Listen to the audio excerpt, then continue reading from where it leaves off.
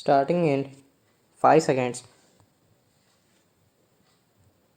I am grateful to my friend, director of the International Academy of Indian Culture, to have asked me to lay the foundation stone of the Academy's building and to inaugurate the function. I associate myself with both of these functions with pleasure. For some time past, I have been familiar with the objects of and the work done by the International Academy of Indian Culture, and I feel that despite its limited resources, the Academy has been doing valuable work in the field of research. I believe there are some other institutions also carrying on researches in Indology and other branches of ancient thought, but I do not think any of them has been able to cover such a range of subjects and such a wide field as to include Southeast Asia, the Middle East, and Central Asia as the International Academy of Indian Culture. Seeing the importance of this work, it seems essential that the Academy should be encouraged in its work as far as possible. Search for knowledge is as interesting a pursuit as the acquiring of it. The ancient knowledge which recorded history and old monuments unravel to us has its limitations.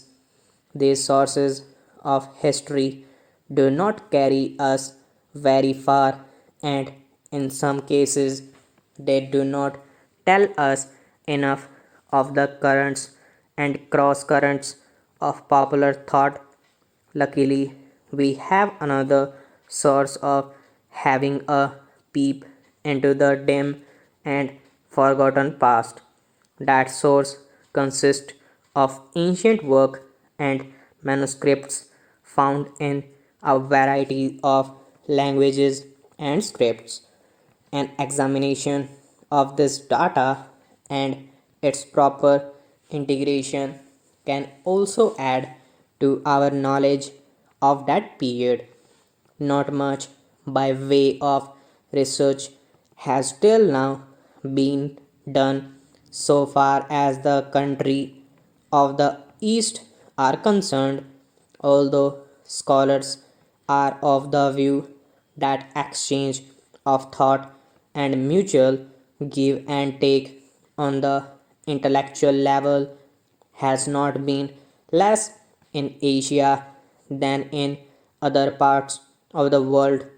By not assimilating this knowledge, we are not only keeping our information incomplete but are also unable to access correctly men's intellectual progress through the ages.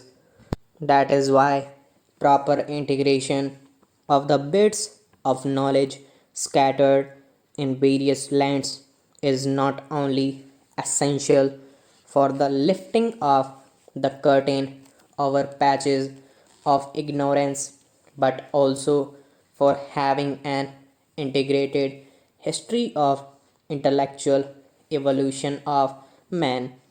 This is being done now. The story as to how thoughts travel almost like electricity from one place to another, influencing and inspiring peoples of far flung lands, is extremely interesting.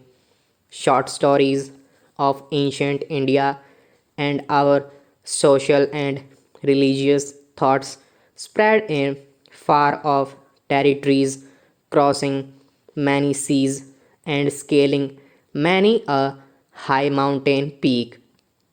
In the same way, the Buddhist faith and thought, and the Buddhist conception of art traveled to foreign lands at a time when, comparatively speaking, the means of communication were more or less non existent.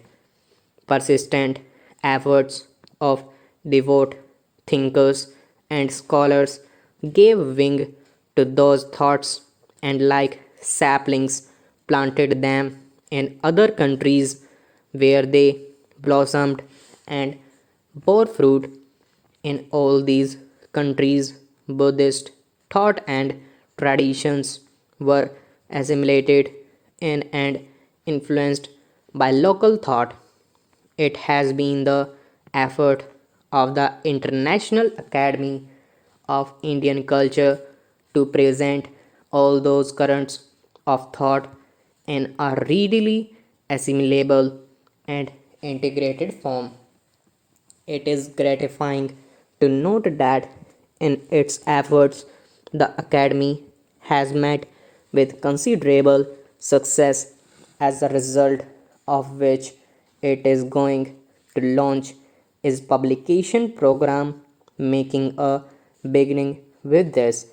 This book is a collective record and integrated view of the many currents of thoughts that crossed each other throughout vast territories in the Himalayan fastness of Tibet and from the Pacific islands of Indonesia up to the snow covered areas in Siberia and Central Asia. India thought that had influenced all this vast area in ancient times. I hope the publication of this will throw much light on the undetermined history of these ancient countries and the exchange of thought that one took place among them. I am glad that the International Academy of Indian Culture has planned the publication of such a monumental work.